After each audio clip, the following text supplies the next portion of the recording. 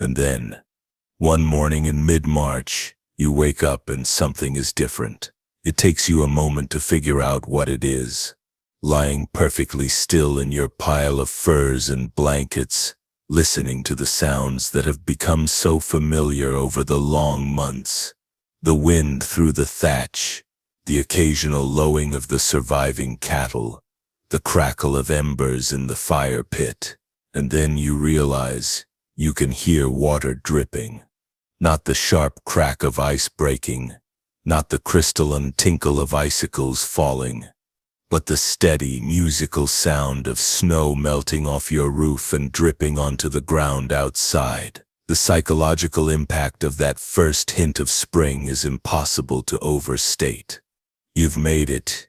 You've survived another winter that tried its absolute best to kill you. And you're still here. The relief is so overwhelming that you actually sit down hard on your sleeping furs and just breathe for sigh. How Dark Age Britons survived the brutal winters. You know, that bone-deep cold that makes your teeth ache? The kind where even your thoughts seem to freeze mid-sentence. Well, imagine that lasting for 4 months straight, with no central heating, no grocery stores, and definitely no Netflix to distract you from the fact that you might actually die before spring. Welcome to winter in Dark Age Britain, roughly 400 to 166 CE, a time when survival wasn't a reality TV show but quite literally reality. I'm talking about centuries when the temperature dropped and entire communities had to rely on nothing but their wits, their neighbors, and whatever scraps they'd managed to hoard during the brief growing season. Before we dive into this frozen hellscape together, hit that like button if you're watching this somewhere warm and cozy. Because trust me, you're going to appreciate your thermostat a lot more by the end of this video. And drop a comment letting me know where you're watching from and what your current temperature is. I guarantee it's warmer than where we're going. Now, dim those lights. Let's step into the past. It's November 84-7 CE. Somewhere in what will one day be called Yorkshire, you wake to the sound of wind screaming through gaps in the wattle and daub walls of your roundhouse. And your first conscious thought isn't about coffee or checking your phone, it's about whether the embers in your hearth are still glowing. You don't move immediately. That would be wasteful. Instead, you lie perfectly still under your pile of wool blankets, sheepskins, and what might charitably be called a mattress but is really just straw wrapped in rough linen. Your breath forms small clouds in the darkness, and you can feel frost forming on the inside of your nostrils with each exhale. The smell hits you next. Smoke, always smoke, mixed with the earthy scent of damp thatch overhead, the slightly sour odor of the grain stores, and underneath it all the unmistakable musk of too many humans and animals living in too small a space for too many months. It's not pleasant, but it's warm bodies, and warm bodies means survival. You flex your toes experimentally. Good. Still there, still moving. Frostbite is a real concern, and you've seen what it can do. Old Elfric lost 3 toes last winter, and he was one of the lucky ones. Through the thin walls you can hear the low lowing of cattle in the attached byre. Yes, you share your house with cows. Before you wrinkle your nose at that, consider this. Those cows are basically furry, 4-legged radiators that also happen to produce milk and the occasional calf. In a world without heating systems, you take warmth wherever you can get it.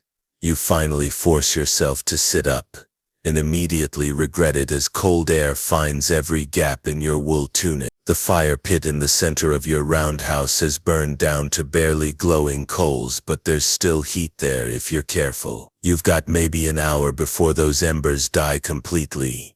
And rekindling a fire from scratch in this cold is a nightmare you'd rather avoid. The art of fire maintenance in winter becomes an obsession that would make modern people laugh.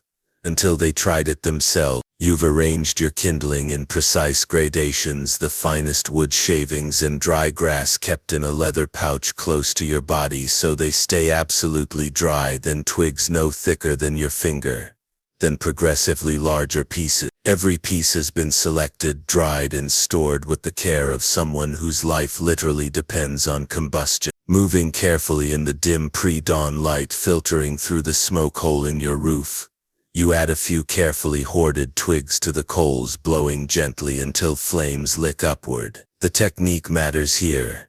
Blow too hard and you'll scatter the coals, too soft and nothing happens. You cup your hands around the growing flame like you're protecting a newborn, because in a very real sense you are.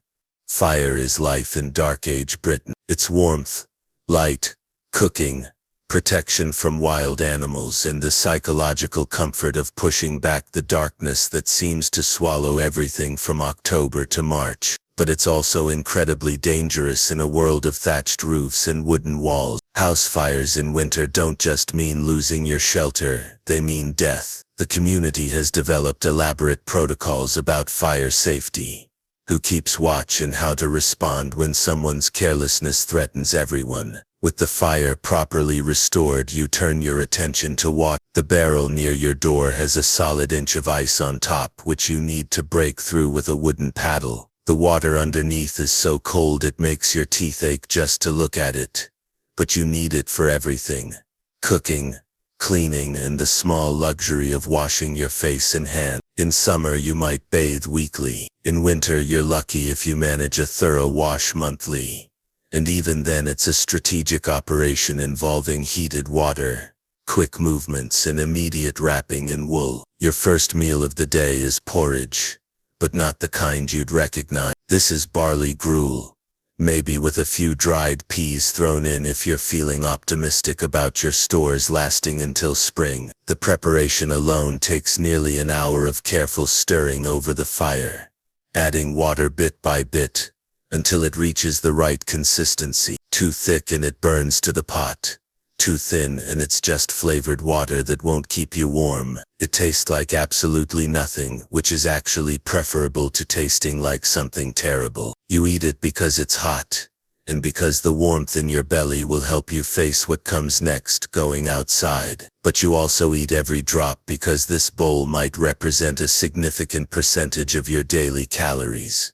And calories are the currency of survival. Before you leave the relative warmth of your house, you go through the elaborate process of getting dressed for winter weather. This isn't just throwing on a coat.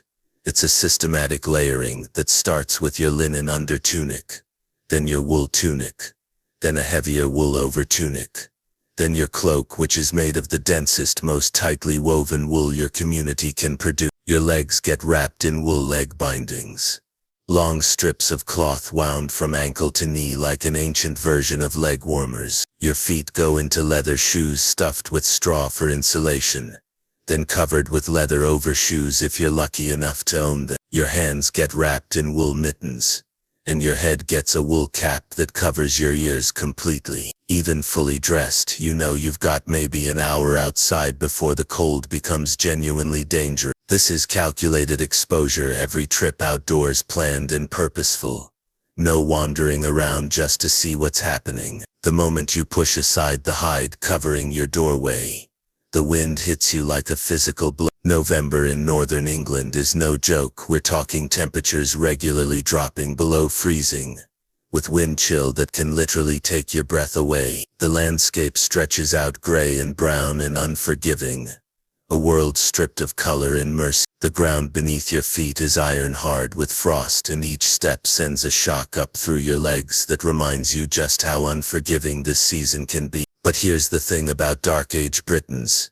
They didn't just endure winter. They planned for it with the kind of obsessive detail that would make modern preppers weep with envy. Every aspect of your daily routine has been modified for survival.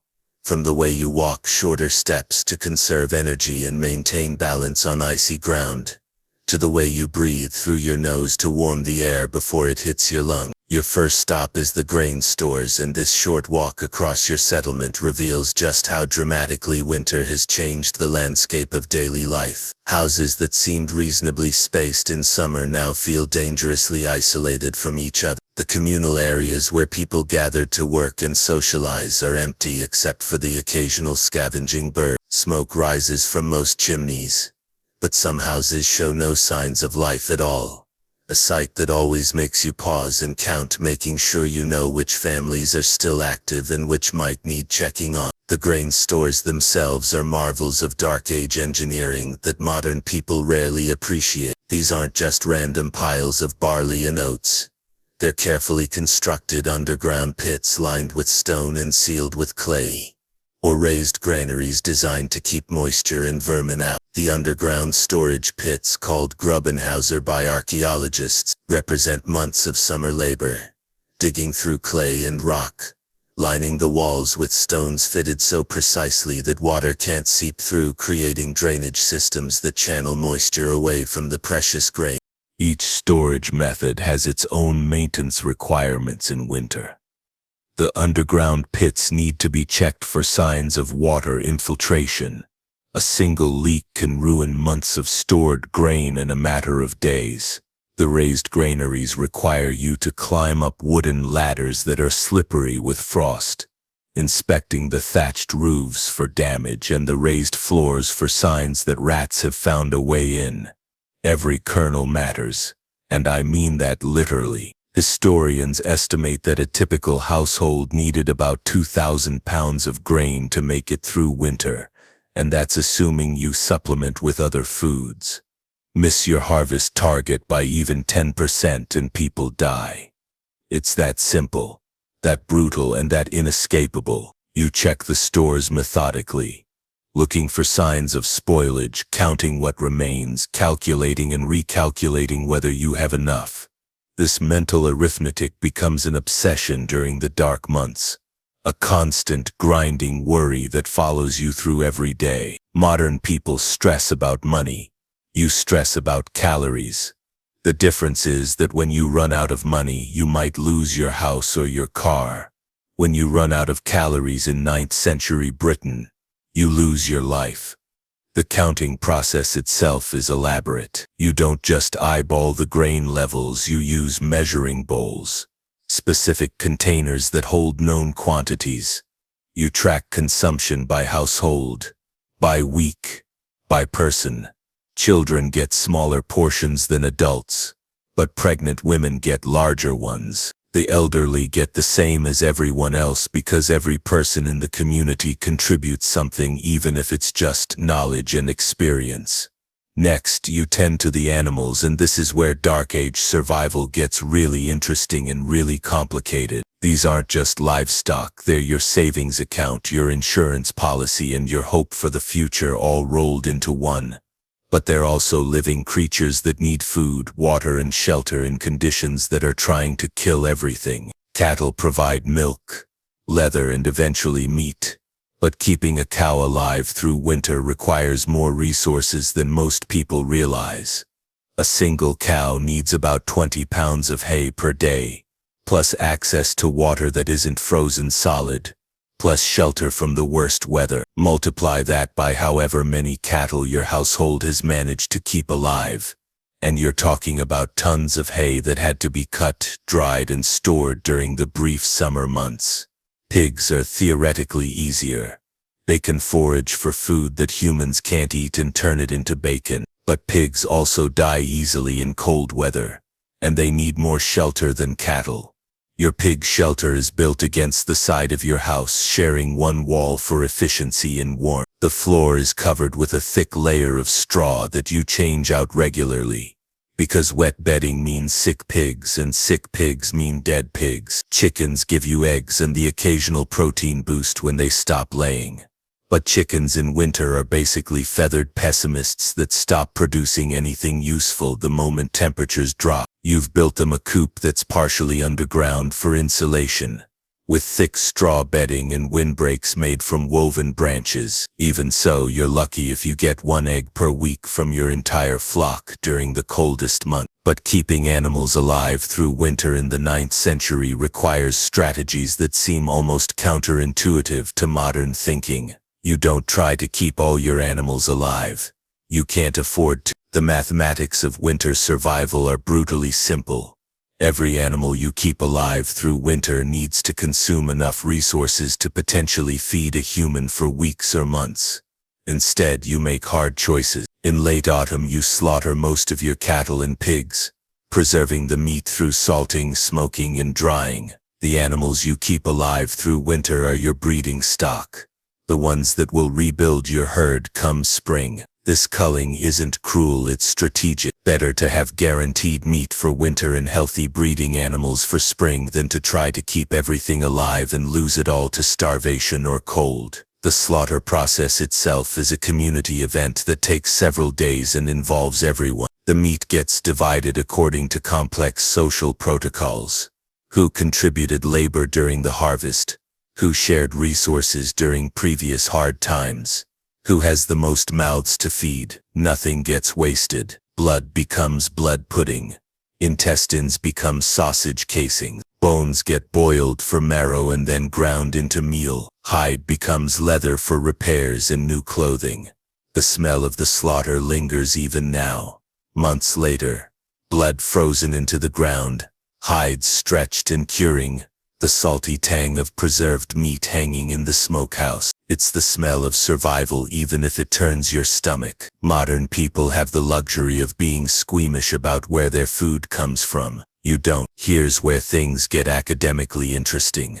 Because historians have spent decades arguing about exactly how brutal these winters actually were. Some scholars point to the medieval warm period and suggest that temperatures in Dark Age Britain were actually milder than we might assume. Others examine bog cores and tree rings and insist that winters were longer and harsher than anything we experience today. The climate debate gets particularly heated when you start looking at specific decades. The 840s, when our story takes place, seem to have been particularly brutal according to the Anglo-Saxon Chronicle, which records multiple years of failed harvests and extreme weather. But how do we interpret records that say things like the winter was very severe, when we don't have thermometers or modern weather stations? Archaeological evidence gives us some clue. Settlements from this period show increasingly sophisticated storage systems and more substantial winter housing as you move further into the period, suggesting that communities were adapting to worsening conditions, or at least to the memory of particularly bad winters that shaped their building practices for generations. But you're not thinking about academic debates as you struggle to break ice on the water barrel for the third time today. You're thinking about the fact that your neighbor Godwin hasn't emerged from his house in 2 days, and someone needs to check on him. The intellectual luxury of debating whether this winter is historically typical or exceptionally harsh matters a lot less than the immediate reality of making sure everyone in your community survives until spring. The social dynamics of winter survival in Dark Age Britain were as crucial as the practical ones.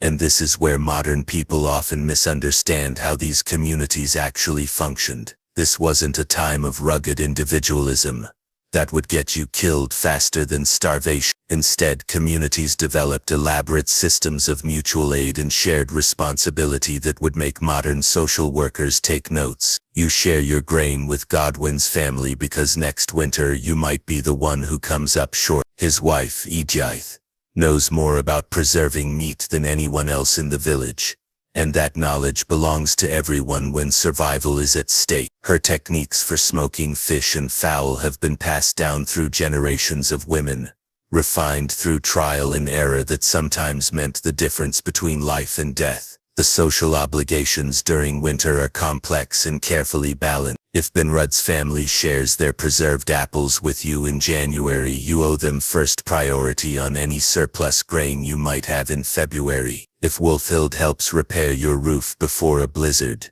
your household owes labor to her family when spring planting begins. These aren't casual favors. They're contractual relationships enforced by community pressure and the knowledge that breaking faith with your neighbors could mean exile, which in winter is a death sentence. When you knock on Godwin's door, the silence that answers makes your heart sing. In a community this small, you know the rhythm of every household. Who wakes first? Whose children are loudest?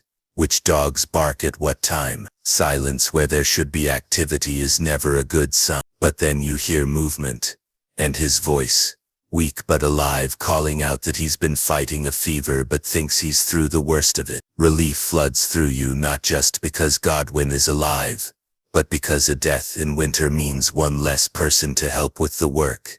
And it means a family that might not make it through the cold months without their primary provider. The conversation that follows, conducted through the hide-covered doorway because no one wants to let warm air out unnecessarily, reveals the intricate web of winter survival support. Godwin's fever means he hasn't been able to tend his grain stores or check on his animal. His wife, Ejith, has been managing alone, but she's exhausted and worried. Their teenage son, Elfric, is strong enough to help but lacks the experience to know what needs doing first. Without any formal discussion, you find yourself organizing the kind of community response that happens dozens of times each winter. Wolfild will send her daughter over to help Ejith with the daily tasks. Then Rudd will check Godwin's animals and make sure their water isn't frozen solid. You'll take responsibility for inspecting his grain stores and making sure nothing is spoiling while he recovers. This is the psychological toll that historians sometimes miss when they focus on archaeological evidence and economic model. The constant stress of winter survival didn't just affect people physically. It shaped entire worldviews, created social structures, and influenced everything from marriage customs to religious practices. The mental burden of keeping track of who owes what to whom, who's struggling, who might need help, and who has resources to share becomes a full-time job for the unofficial leaders in each community. Usually this falls to older women who have survived enough winters to understand the patterns and have the social authority to enforce the complex web of obligations that keeps everyone alive. You can see this psychological pressure in the literature that survives from this period, full of themes about fate, endurance, and the grinding hardship of existence. The Anglo-Saxon poem The Wanderer talks about winters that wrap the world in sorrow, and when you're living it, that's not poetic metaphor, it's Tuesday. But there's also something else in that literature, a kind of grim pride in survival, a cultural identity built around the ability to endure what would break weaker peoples. The concept of wyrd, usually translated as fate, isn't just about accepting what happens to you. It's about understanding that survival requires both careful planning and the ability to adapt when those plans inevitably fail. The long winter evenings, when outdoor work is impossible and everyone gathers around the fire, become crucial for maintaining community bonds and passing down survival knowledge. This is when the older generation shares stories that aren't just entertainment. They're instruction manuals disguised as narratives. The story about the winter when the grain stores flooded and everyone survived by eating acorn bread for 2 months isn't just a tale about past hardship. It's a lesson about emergency food sources and how to prepare them. The saga about the family that got snowed in for 6 weeks and emerged in spring healthy and well-fed isn't just heroic storytelling. It's a detailed account of resource management and psychological coping strategy. These evening gatherings also serve another crucial function. They keep people sane. Seasonal affective disorder wasn't diagnosed until the 20th century, but the psychological effects of months of darkness, cold, and social isolation have been killing people for millennia. The communal firelight, the shared stories, the songs and riddles and word games. These aren't luxuries, they're medical treatments for depression that could be as fatal as starvation. February is when things get really desperate. Your grain stores, once reassuringly full, have dwindled to a pile that you can carry in your arms. The preserved meat has been carefully rationed, but there's precious little left. Even the dried peas, those hard little bullets that seemed so numerous in autumn, have shrunk to a handful that rattles around in what used to be a full storage jar. The mathematics of starvation are relentless and precise. You know exactly how many days your remaining food will last if you stick to the reduced rations you've been living on for weeks. You know how many more days you might gain by cutting those rations even further. And you know, with the grim certainty of someone who's watched other families face these calculations, that there's a point below which cutting rations stops extending survival and starts hastening death. This is when Dark Age ingenuity really shines, because people didn't just sit around waiting to starve. They had backup plans for their backup plans. Strategies passed down through generations who had faced this exact situation and lived to tell about it. The community meeting happens at dawn in Wolfstan's house because he has the largest fire pit and can accommodate the most people. Everyone attends. Men, women, children old enough to understand what's being discussed. There's no formal leadership structure, but certain voices carry more weight. The elderly who have survived the most winters, the women who manage most food storage and preparation, the heads of households who control the largest stores. The discussion is brutally honest. Each household reports their remaining stores, not in vague terms like getting low or still have some, but in specific quantities measured in days of survival. Godwin's family has 8 days of grain left at current ration. Edgith has been stretching her stores by adding ground acorns to their daily porridge, which extends their supply to maybe 12 days, but has left everyone in her household with persistent stomach troubles. Demred's situation is worse. His family is already eating once a day instead of twice, and even that will only last 5 more days. His wife Silewolf has been boiling bones from their autumn slaughter to make a thin broth, trying to extract every bit of nutrition from what most people would consider waste. You and several neighbors make the decision to slaughter one of the remaining cattle, a risk because it means one less animal for breeding come spring, but also a necessity because the alternative is watching children grow thin and hollow-eyed. The choice of which animal to slaughter becomes a complex calculation involving age, health, breeding potential and size. You settle on a 3-year-old heifer who's been limping slightly and might not survive the rest of winter anyway. The slaughter happens at dawn, when the cold will help preserve the meat and every part of the animal gets used with an efficiency that would make modern chefs weep. Blood becomes blood pudding, thickened with whatever grain can be spared and seasoned with the last of the dried herb. Organs become sausage casings stuffed with a mixture of meat scraps and grain. Bones get boiled for marrow and then ground into meal that can stretch porridge for days. The hide gets scraped clean and cut into strips for emergency repairs to shoes,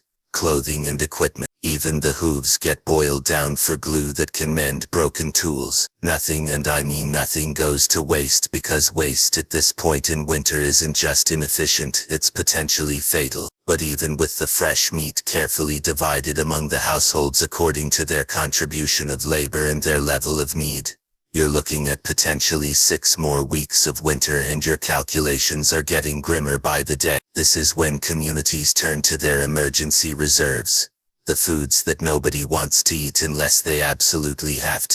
You find yourself digging up buried caches of acorns that were gathered in autumn, leached of their bitter tannins through weeks of soaking and water changes, and ground into a flour that makes decent-ish bread if you don't think too hard about what you're eating. The process of making acorn flour is labor-intensive and time-consuming, but acorns are abundant in good years and they store well if properly prepared. Tree bark, particularly from birch and pine, can provide calories when there's literally nothing else. The inner bark gets stripped, dried, and ground into a powder that can be mixed with whatever grain remains to make it go further. It tastes like chewing on furniture, but it contains enough carbohydrates to keep people alive when the alternative is starvation. Even grass seeds, tediously gathered and winnowed during the brief autumn window when they're mature but haven't yet fallen to the ground, can stretch a pot of porridge. The labor involved in gathering enough grass seeds to make a meaningful contribution to a meal is enormous. Hours of work for what amounts to a handful of tiny seeds. But when you're measuring food in days rather than weeks, every calorie matters. The foraging expeditions become desperate affairs that test the limits of human endurance. You and several neighbors venture out in the pre-dawn darkness, when the snow is most likely to have a solid crust that will support your weight, looking for anything edible that might have survived the winter. Rose hips, if you can find bushes that haven't been stripped clean by birds, provide a small amount of vitamin C that can help prevent scurvy.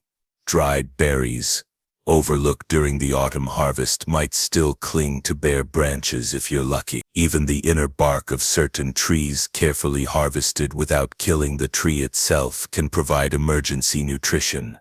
And then there are the truly desperate measures. When the cold snap hits in early March, just when you thought winter might be loosening its grip, you find yourself doing things that would have seemed unthinkable in the abundance of autumn. You and your neighbors venture out onto the frozen streams, not for water but to dig through the ice looking for freshwater mussels, anything with protein. The work is back-breaking and dangerous. The ice is thick enough to support human weight, but barely. You can hear it creaking and groaning under you as you hack through it with iron tools that become so cold they burn your hands even through wool mittens. The water underneath is so cold that it numbs your hands within minutes, making it almost impossible to tell whether you're actually grasping anything. But you keep going because desperation has a way of pushing the boundaries of what seems possible. When your children's ribs start showing and your neighbors begin developing the hollow-eyed look of serious malnutrition, you discover reserves of determination you didn't know you possessed. The cold during these foraging expeditions is beyond description. It's not just uncomfortable, it's actively dangerous in ways that threaten your life with every breath. Your hands become so numb that you can't feel whether you're actually grasping anything. Your face burns and then goes completely numb, and you know that frostbite is a real possibility if you stay out too long. Your eyes water constantly from the wind and the tears freeze on your cheeks, creating small icicles that you have to brush away to maintain vision. Your feet, despite the layers of wool and leather, gradually lose feeling until you're walking on what feel like stumps, trusting to muscle memory and balance to keep you upright on the treacherous ground. But the psychological effects might be even worse than the physical one. The landscape in deep winter becomes alien and hostile, a world stripped not just of color but of any sign that life has ever existed here. The trees stand like black skeletons against the gray sky. The ground is iron hard and covered with snow that has been blown and packed until it resembles more like concrete than anything natural. Even familiar landmarks become unrecognizable under snow and ice. The path you've walked hundreds of times becomes a potential death trap where one wrong step could send you tumbling into a hidden ditch or creek. The comfortable boundaries of your normal world shrink to just a few hundred yards around your settlement, beyond which lies terra incognita that could easily kill you if you make a mistake. Yet you persist because the alternative is unacceptable. Every small success, a handful of overlooked berries, a few mussels from the frozen stream, a cache of edible roots that someone remembered from childhood, becomes a victory worth celebrating. Not with feasting obviously, but with the quiet satisfaction of having extended survival by another day or two. And then one morning in mid-March, you wake up and something is different. It takes you a moment to figure out what it is, and then you realize you can hear water drip, not the sharp crack of ice breaking, but the steady musical sound of snow melting off your roof. The psychological impact of that first hint of spring is impossible to overstate. You've made it. You've survived another winter that tried its absolute best to kill you, and you're still here. The relief is so overwhelming that you actually sit down hard on your sleeping furs and just breathe for a moment. Over the next few weeks, the world begins to return to life. Green shoots push up through the last patches of snow. The chickens, who stopped laying almost entirely during the deepest cold, begin producing eggs again. Most importantly, you can start thinking beyond mere survival and begin planning for the coming year. The first warm day, And we're talking maybe 40 degrees Fahrenheit here, which feels like the tropics after months of freezing. The entire village emerges from their houses like hibernating animals. People who've been huddled in smoke-filled round houses for months gather in the pale sunlight, comparing notes on what worked, what didn't, and who didn't make it. This is when you realize the full scope of what you've accomplished. You've not just survived winter.